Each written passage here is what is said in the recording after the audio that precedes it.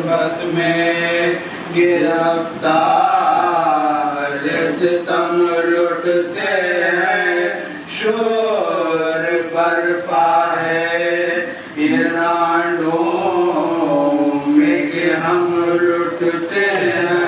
خاک وارث ہوئے سامان گرفتاری ہے، یاریوں کے اب وقت مددگاری ہے، یاریوں کے اب وقت مددگاری ہے۔ کربلا میں شہر والا کے حرم لٹتے ہیں، یہ فریاد کسی کی کے برادر دوڑو، کوئی چلاتی ہے آپاس دلاور دوڑو، کوئی کہتی ہے تڑپ کر میرے دل بار دوڑو، لٹی جاتی ہے دوڑو، علی اکبر دوڑو۔ دیکھو خوخار اردو برچیاں دکھلاتے ہیں، دیکھ گئے جو کہ نہیں گھر میں چلے آتے ہیں، دیکھ گئے جو کہ نہیں گھر میں چلے آتے ہیں۔ کربلا میں شہر والا کے حرم لٹتے ہیں، کی جانب سے تم ایسے ہوئے غافل، میرے لال کی نہ لٹنے کی خبر ہے، ناصری کا سوال کب سے چلاتی ہے، مادر تمہیں کھولے ہوئے بال رن سے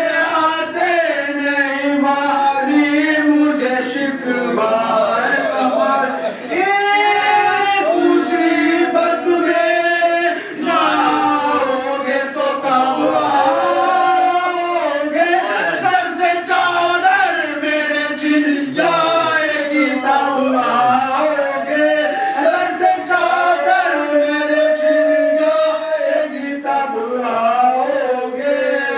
کربلا میں شہر والا کے حرم لٹتے ہیں، پردے کا بہت تھا تمہیں واری، بیٹا بولنے دیتے تھے نہ گھر میں کبھی، چلا کے ذرا آج اس ماں کا ذرا حال تو دیکھو، بیٹا سر جھکائے ہوئے ہے گرد میں ہے آدھا، تم تو سوتے ہو خبر ہو تمہیں کیوں کر پیارے ہو، زمین شاید تو سما جائے یہ مادر پیارے، ہو زمین شاید تو سما جائے یہ مادر پیارے۔ کربلا میں شہر تو شبیر کا ماتم ہوگا، آمد غم ہے تو شبیر کا ماتم ہوگا، ہم رہیں یا نہ رہیں پھر بھی معظم ہوگا۔ کربلا نے مجھے پہنا دیے کالے کپڑے، کربلا نے مجھے پہنا دیے کالے کپڑے، میری بخشش کا وسیلہ بھی وہی کم ہوگا۔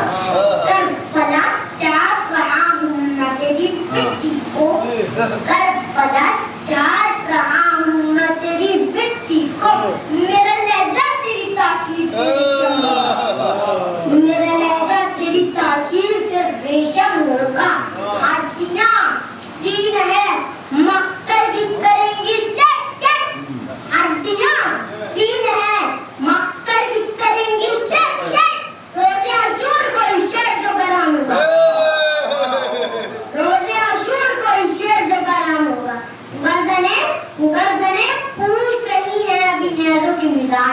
गर्दनें पूछ रही है अभी नेज़ों के मिजाज, कोई लश्कर जो ज्यादा है अभी कम होगा, कोई लश्कर जो ज्यादा है अभी कम होगा, मिस्ल अर्रा है सुहन्नल बलागा है रती, एक नुक्ते में आसारा जब कम होगा, एक नुक्ते में आसारा जब कम होगा, एक नुक्ते में आसारा जब कम होगा, करबला को मिले एक दिन में 72 सूरज, करबला को मिले एक दिन में 72 सूरज, अब कहीं जिक्र नहीं की बड़ा पानी का नारे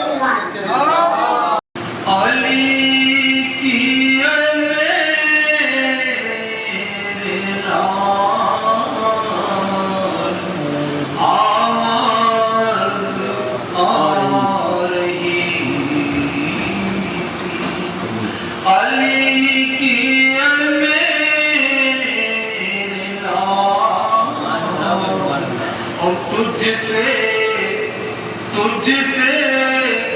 न पार पाएगा कोई लड़ाई में। और अब्बास बोले काट के रख दूं गाल मामा,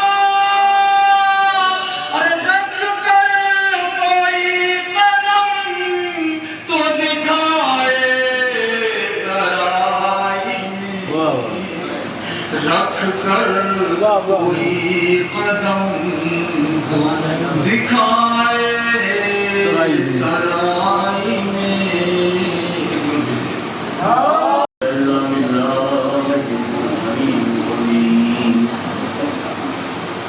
حسبنا الله ونعم الوكيل نعم المولى ونعم النصير أعوذ بالله من الشيطان الرجيم بسم الله الرحمن الرحيم الحمد لله رب العالمين الجنة للمتقين والنار للمنافقين والمشركين الصلاة والسلام على سيد الأنبياء والمرسلين وسيدنا نبينا مولانا أبي القاسم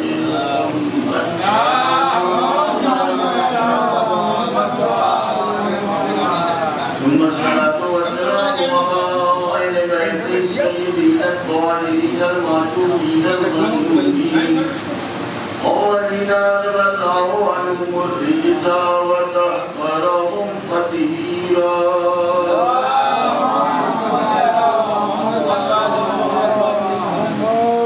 ولعنة الله على أعدائهم وغاصبي حقوقهم ومنكري فضائلهم ومصائبهم أجمعين من الوان إلى قيام يوم الدين.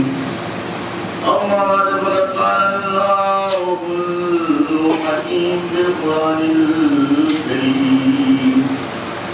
بسم الله الرحمن الرحيم.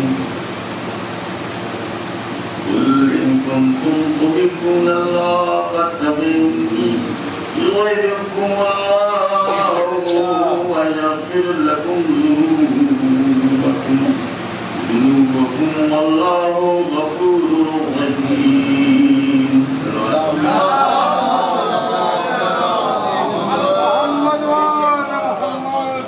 नारे सलवात दावत बना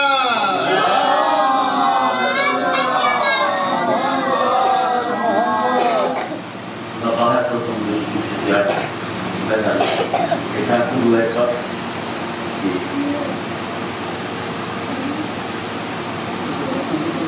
Naik sedikit, murah. Saya punya terakhirnya. Benar.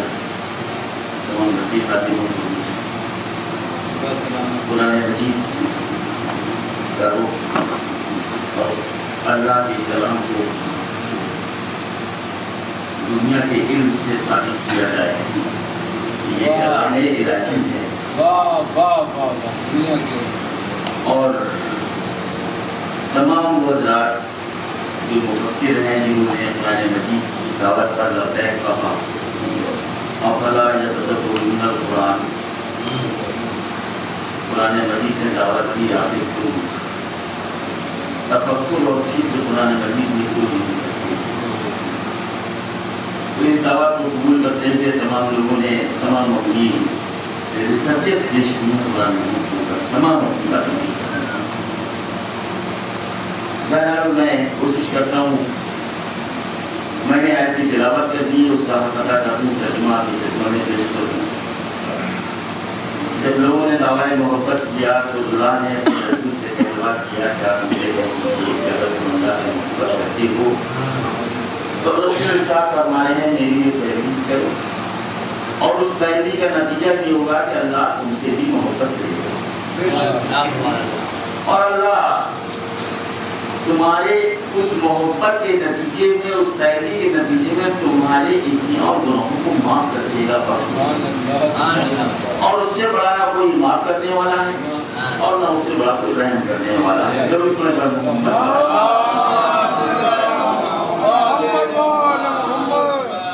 عزیزان گرامی، وقت میں گنجائش میرے پاس نہیں ہے، بات کو اگر ہم نے پھیلا دیا تو بہت دور تک چلی جائے گی۔ ایک اشارہ دے کر کے آپ کی خدمت میں بات کو تمام کرنا چاہتا ہوں۔ اتباع رسول، پیروی رسول، حالانکہ پیروی اس معنی میں نہیں ہے کہ ہم نے کسی وکیل کو بلا کر دیا ہمارے بندے کی پیروی کر۔ اتباع رسول مطلب رسول کے نقش قدم کو حاصل کر کے چلنا، یہی سیرت رسول، اس پہ چلنا، اس کا نام ہے اتباع رسول۔ میں نے آپ کی خدمت میں اس سے پیش کر کچھ آیتیں پیش کی تھی، ترجمے سے کام چلا لیجیے۔ یہ کہا گیا ہے پیروی کرو جو تمہارے رب کی جانب سے تم لوگوں کے لیے نازل کیا گیا ہے، اور ان لوگوں کی پیروی مت کرنا جنہیں تم نے خود بنا رکھا ہے۔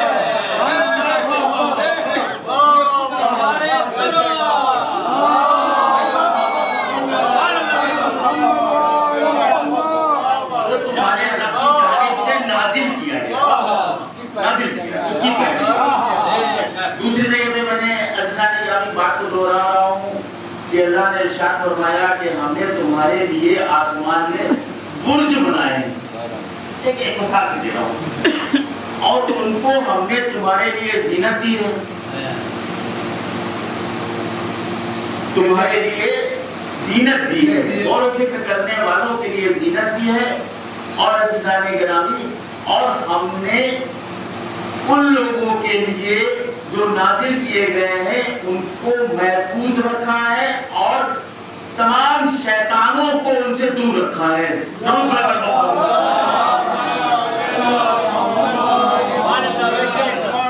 بس کیول تیسری بات آپ سے عرض کرنا ہے، اگلی آیت آپ کی خدمت میں پیش کر رہا ہوں، اسی سے جوڑی ھذا کتاب انزلناہ مبارک فاتبعوہ واتقوا لعلکم ترحمون۔ قرآن مجید کے ارشاد ہے سورہ انعام میں، عزیزان گرامی 155 نمبر دیکھا میں نے، ارشاد رب العزت ہو رہا ہے کہ ھذا کتاب، یہ کتاب انزلناہ جو ہم نے تمہاری طرف نازل کی ہے، ھذا کتاب انزلناہ مبارک، مبارک ہے، بس ایک ترجمے سے کام چلائیے، مبارک ہے، فاتبعوہ، اس کی پیروی کرو، اس کا اتباع کرو۔ میں دیکھیے گا آپ کی خدمت میں جاؤں، اس کا اتباع کرو، اور اس کے بعد واتقوا، اور تقوی اختیار کرو، یعنی اللہ سے ڈرو تاکہ تمہارے اوپر رحم کیا جائے۔ بس اس جانے کے رحم جو اوپر محمد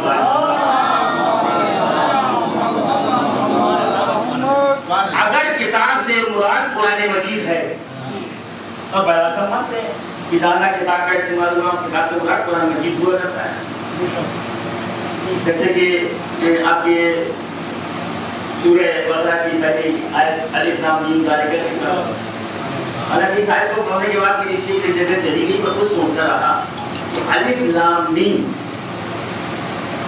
کے بعد واو ہونا چاہیے تھا، الف لام میم اور وہ کتاب، اور آپ قرآن مجید پڑھیں جا کے دیکھیے، غور کریے گا، آپ پڑھتے ہو اگر دیکھیں جا کر الف لام میم کے بعد واو نہیں ہے، حرف عطف نہیں ہے، یعنی ایک جملے کو دوسرے جملے سے جوڑنے والا کوئی لفظ نہیں، اس کا مطلب جملہ ایک ہی ہے۔ جب واو لگ جائے اور لگ جائے تو جملہ دوسرا ہوتا ہے۔ الف لام میم ذالک الکتاب، الف لام میم یہ وہ کتاب ہے، ذالک کا ترجمہ ہوتا ہے یہ وہ، یعنی الف لام میم کوئی کتاب ہے جس کے لیے اللہ کہہ رہا ہے الف لام میم ایک کتاب، یہ وہ کتاب ہے۔ تو اشارہ پورا کدھر جا رہا ہے؟ الف لام میم کی طرف جا رہا ہے۔ اب یہ حروف مقطعات میں ہے، ہمارے معصومین نے کہا ہے کہ ابھی اس کے بارے میں کچھ نہیں لکھا ہے، یہ باتیں سمجھنا ضرورت ہے۔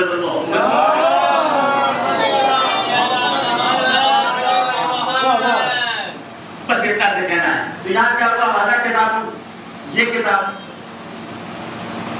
اندر نہ ہو نازل کی گئی ہے، تمہاری مبارک ہے، فَاتَّبِعُوهُ، اس کی پیروی کرو، اس کے نقش قدم پر چلو۔ بھئی عزیزان گرامی، بس ایک فکر آپ کو دینا ہے کہ کتاب کوئی نقش قدم بناتی نہیں۔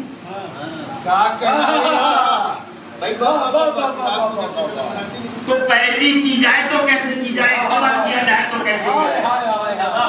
اتباع کا تعلق ہے نقش قدم سے اور سیرت سے۔ کتاب نقش قدم بناتی ہے تو سیرت پر عمل کیسے کیا جائے؟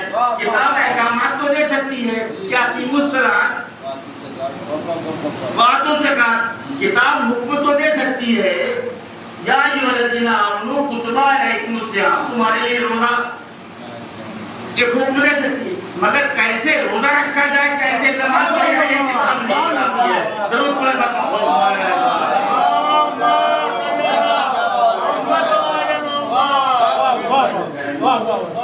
کتاب نقش قدم جب نہیں بناتی ہے تو تلاش کرنا پڑے گا کہ کتاب کے نقش قدم کو ہمارے سامنے کون حاضر کرے گا۔ کتاب کے نقش قدم کو، کتاب نے جو کہا اس سیرت کو کون حاضر کرے گا؟ عزیزان گرامی، دور نہیں لے جانا ہے۔ مولا کائنات کے سلسلے میں رسول اکرم نے ارشاد فرمایا القرآن بان لی ولی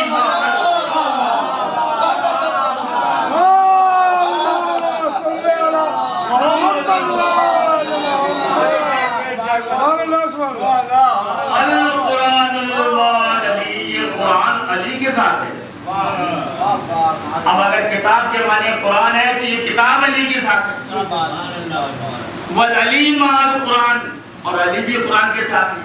اور اس کے بعد ایک جملہ ہے پالنے والے، ایک حدیث اور سن لیجیے، الحق مع علی وَالْعَلِي مَعَ الْحق، حق علی کے ساتھ ہے اور علی حق کے ساتھ ہے۔ اور یہ جملہ موجود ہے، پالنے والے حق کو ادھر ادھر موڑتے رہنا، جدھر نقشے پر ہمیں علی ہو۔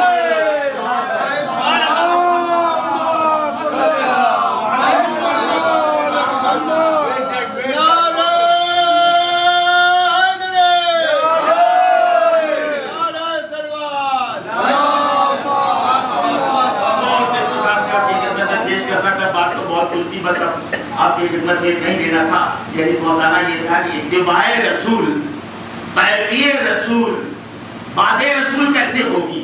جزا غدیر کے ممبر پر پیغمبر کے نے لا کر کے ایک ذات کو دکھا دیا، وہاں بھی کہا جا رہا ہے یا ایھا رسول بلغ ما انزل الیک، اے میرے رسول جو آپ پر نازل کیا گیا جو نزول ہوا ہے، اب نازل کیا ہے، علی کو نازل کیا گیا ہے، اور رسول اعلان کر رہے ہیں من کنت مولاہ فھذا۔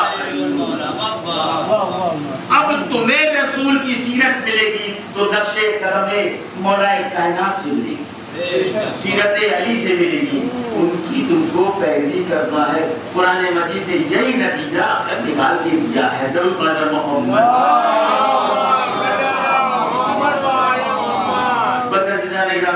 زیادہ بات کو نہیں پھیلانا تھا، ایک لفظ تھا ذہن کے اندر کہ وہ میں چاہ رہا تھا کہ وہیں سے مجلس شروع کرتا، کل میں نے اور پچھلی مجلسوں میں کچھ لفظ آپ کو دیے تھے کہ ایک عقیدت ہوتا ہے اور ایک حقیقت ہوتا ہے۔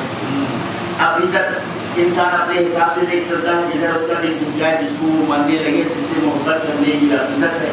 عقیدت صحیح بھی ہو سکتی ہے اور غلط بھی ہو سکتی ہے۔ حقیقت کو جو صحیح ہو سکتی ہے، لیکن عقیدت اور حقیقت کے بیچ میں ایک لفظ ہونا چاہیے، عدالت۔ اگر عدالت ہے تو عقیدت صحیح ہو، زیر عدالت اور اس کے بعد عزیزان گرامی ہمارے اور آپ کے تمام زمانہ کے لیے ایک فکر ہے، ایک لفظ اور ہوتا ہے بصیرت. بصیرت لفظ سنا تھا آپ کا بصارت، یہ آپ جانتے ہیں ایک لفظ ہے بصارت اور اسی سے بنا ہے بصیرت. دونوں میں بہت فرق، زمین آسمان کا فرق ہے بصیرت اور بصارت. بنے مصدر دونوں کہتی ہے بصیرت اور بصارت میں زمین اور آسمان کا فرق ہے. بصارت کہنے آتے ہیں دیکھنا، اپنی ان آنکھوں سے دیکھنا کے معنی بصارت، یعنی آپ کا بصارت ہے تو آپ دیکھتے ہیں. درود پر محمد.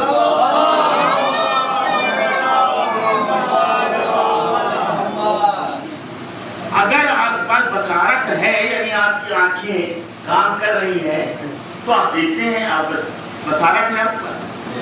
آنکھیں نہیں ہیں تو آپ اس چیز کو دیکھ نہیں سکتے ہیں، یعنی بصارت آپ کے پاس نہیں. اللہ نے بصارت کو معین ہی نہیں کیا نہیں کہ تم دیکھتے ہو یا نہیں دیکھتے. آنکھیں ہیں تو بھی دیکھتے ہو، نہیں ہو تو بھی شریعت سے نابلد نہیں ہو سکتے. ہم نے بھی ہو اس لیے کہ اللہ نے عزیزان گرامی سورہ دہر میں ارشاد فرمایا اللہ تعالیٰ نے سارے مینوں من الدہر لم یکن شیئا مذکورا. یقیناً انسان پر ایک ایسا وقت آ چکا تھا جب وہ قابل ذکر شے نہ تھا. انا خلقنا الانسان من نطفۃ امشاج، ہم نے انسان کو ایک مخلوق نطفے سے پیدا کیا بنایا.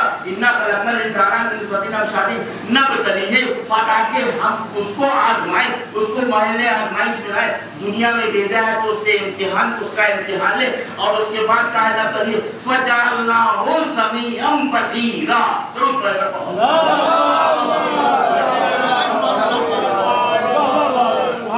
فجعلناہ سمیعا بصیرا. یہ نہیں کہا ہے کہ ہم نے اس کو کان دیے ہیں اور ہم نے اس کو آنکھ دی ہے. ہم نے اس کو سننے والا سمیع بنایا ہے اور ہم نے اس کو بصیر بنایا ہے. دیکھنے والا نہیں کہا گیا، بصیر ہے نا، بصیر بنایا ہے، سمیع بنایا ہے اور بصیر بنایا ہے. یہ دیکھنے کی طاقت جو آنکھ میں ہے، یہ سننے کی طاقت جو کان میں ہے، اصلی یہ طاقت نہیں، اصل طاقت اس کے اندر ہے. درود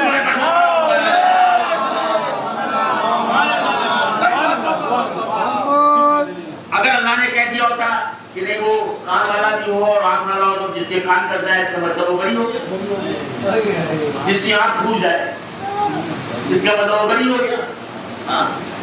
کس چیز کو اللہ نے شریعت بنایا جب یہ فیل ہو جائے.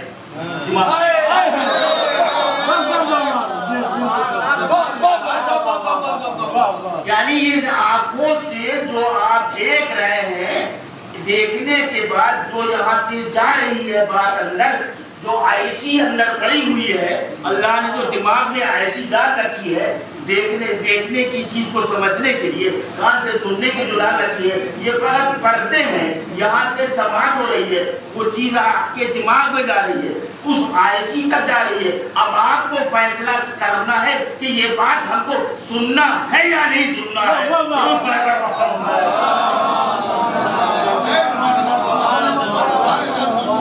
آنکھوں نے جو چیز دیکھی ہے، اب آپ کو یہ فیصلہ کرنا ہے. جب وہ سے آنکھوں کے ذریعے وہ تصویر دماغ کے اندر تک پہنچی تو اب آپ کو دیکھنا ہے کہ یہ جو ہم چیز دیکھ رہے ہیں یہ حرام ہے یا حلال، ہم کو دیکھنا ہے. اسی کو بصیرت کہتے ہیں. بصیرت کے معنی ہے عقل اور فکر استعمال. عقل اور فکر استعمال. عزیزان گرامی، دامن وقت میں بھی گنجائش نہیں ہے اور ہمارے ذاکر جناب بڑے امام بڑے کے جہاں آباد کے ان کا وقت یہ ہو جاتا ہے. مجھے کوشش کرنا ہے کہ بزا رہی بہت سارے لوگ نہیں مجھے ضرور پڑھ کر محمد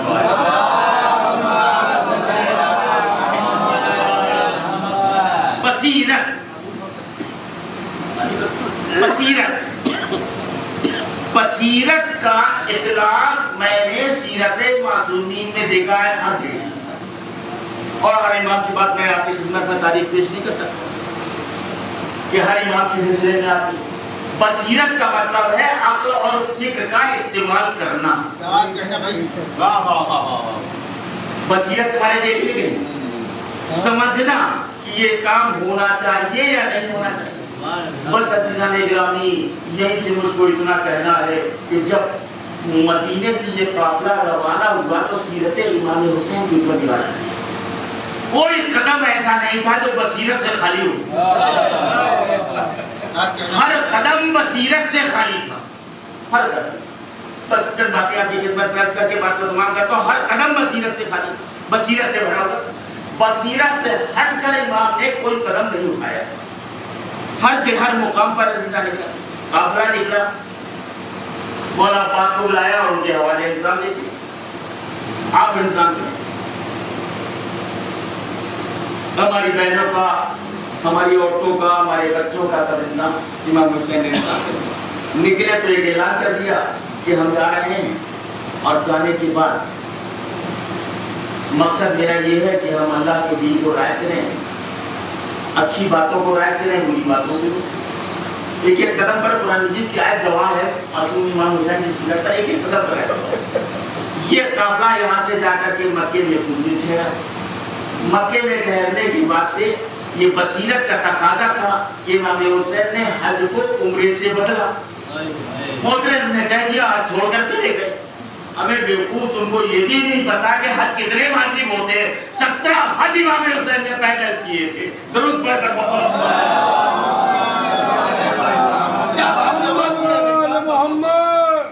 فقط اعتراض کرنا ہے.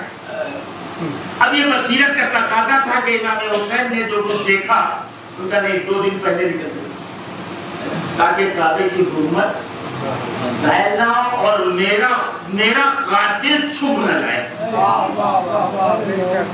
میرے باپ کا قاتل پردے میں چلا گیا.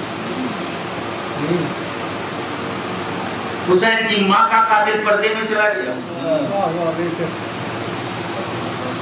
میرے بھیا حسن کا قاتل پردے میں رہ گیا. یہ تقاضائے بصیرت ہے ایمان جو قدم اٹھانا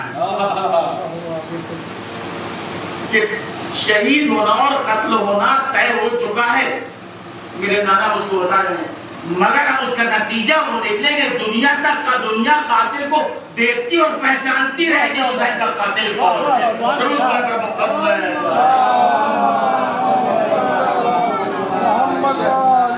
تم کہتے رہو وہ کوفے کے لوگوں نے قتل کیا اور شیعہ حضرات نے قتل کیا, سب کو کہتے. اب وہ تفصیلیں موجود ہیں اور تمام تاریخ موجود ہے, وہ تو قاتلوں کے نام تک موجود ہے. کیا وہ لوگ حضرات شیعہ جنہوں نے نکل کے نام تاریخ کے اندر موجود ہے. تم لہکاتے رہو امت مسلمہ کو, کوئی فرق نہیں پڑتا ہے. سچائی کبھی چھپتی نہیں ہے, سچائی ایک دم کھل کے سامنے آتی ہے. ظالم کبھی پرواہ نہیں چلتا ہے.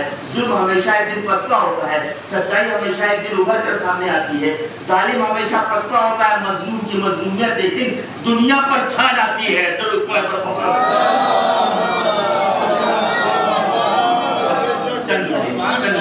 چند جملے عزیزان گرامی, ایک شعر میرا کبھی الہ آباد میں کسی نے پڑھا تھا, وہ میں آپ کی خدمت میں عرض کرتا ہوں. حقانیت حسین کی اتنی تھی پر اثر. حقانیت پہ کسی نے کہا کہ ہم مظلومیت بھی کہہ سکتے تھے اور دوسرے لفظ بھی اور اس سے جو استعمال کر سکتے, میں نے کہا نہیں. حقانیت حسین کی اتنی تھی پر اثر, ہر قوم نے گلے سے لگایا حسین.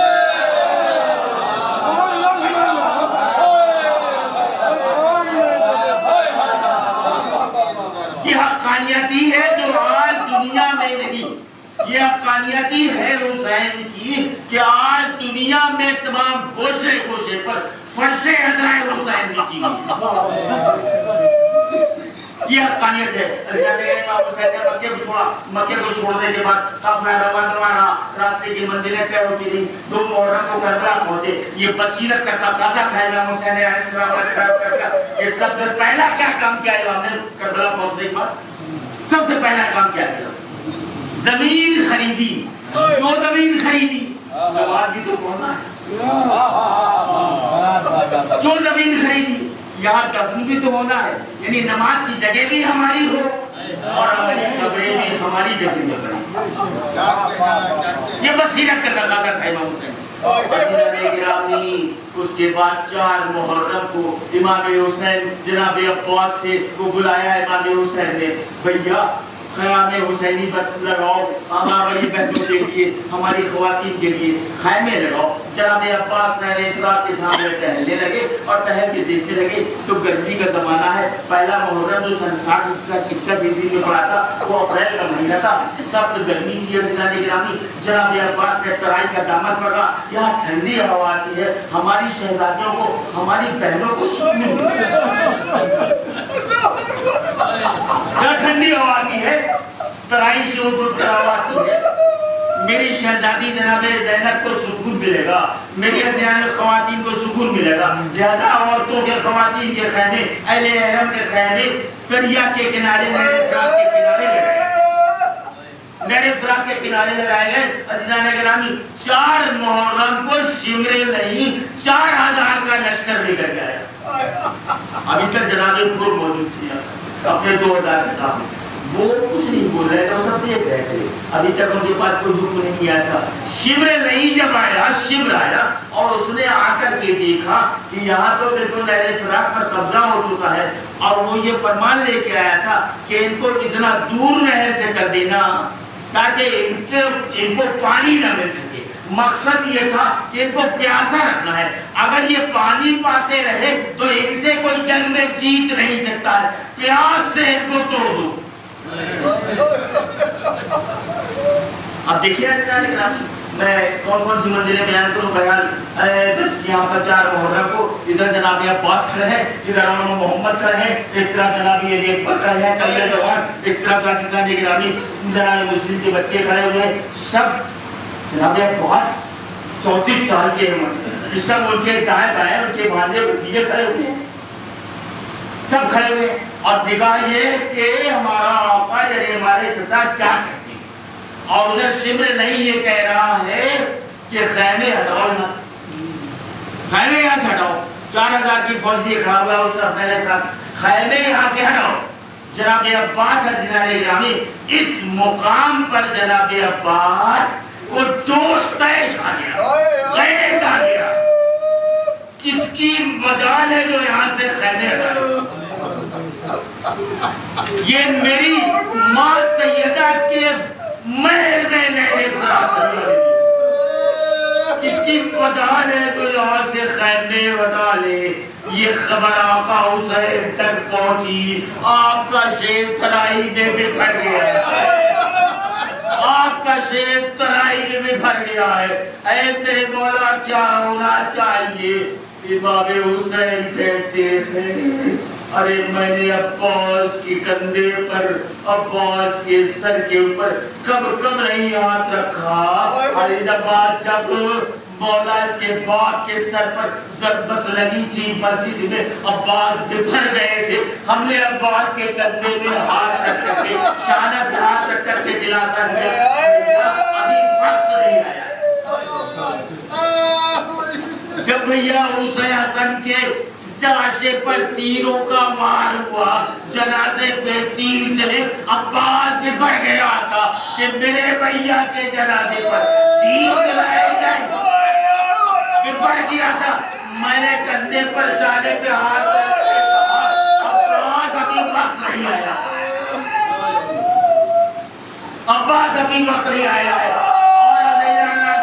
مظلوم امام حسین کہتے ہیں جب ہم کو جناب مسلم کی شہادت کی خبر ملی تو عباس نے دیکھنا چاہا کہ ذرا دکھائیے، بہنوئی تھے نا جناب مسلم، ذرا دکھائیے میرے بھائی کا کیا حال ہے، تو امام حسین نے کہا عباس تم برداشت نہ کر پاؤ گے، لیکن جب عباس نے اصرار کیا تو 2 انگلیوں کے بیچ سے کیا دیکھا جناب عباس نے کہ مسلم کی لاشا بچے گھر پیروں میں رسی باندھ کر گھسیٹ ہے، اس وقت عباس بکھر گیا تھا۔ آقا اجازت دیجیے میں تنہا کوفے جاؤں گا اور ابھی کوفے کی بخت کوفہ کو پلٹ کر کے آؤں گا۔ عباس بکھر گئے تھے نہر فرات پر، امام حسین اب تک شانوں پر ہاتھ رکھ کر دلاسا دے رہے تھے، کہہ رہے تھے اب کتنی بار ہوگے، کیسے ہوگے، وہ حق پر ہے، وہ حق پر ہے، وہ ترائی میں کیسے خیمے رکھتے، بس امام حسین نے بصیرت سے کام لیا اور جانے کے بعد اپنے پیر ثانیہ زینب کبریٰ کے پاس گئے. آئے میری بہنا ہم جنگ ابتدا نہیں کر رہے، ہم عباس کو روک بھی نہیں سکتے، آپ ہیں جو یہ کام کر سکتی ہے. پیغام ثانیہ زینب چرائی تک آپ کو آتی شہزادی بلا رہی ہے.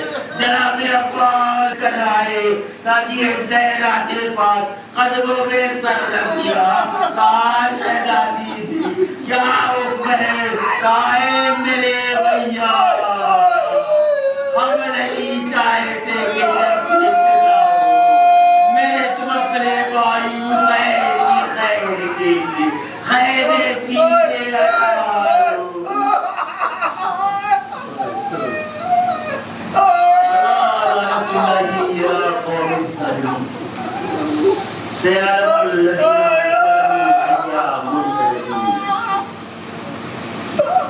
اِنَّا لِلَّهِ وَإِنَّا إِلَيْهِ رزن بقضائه والتسلیم.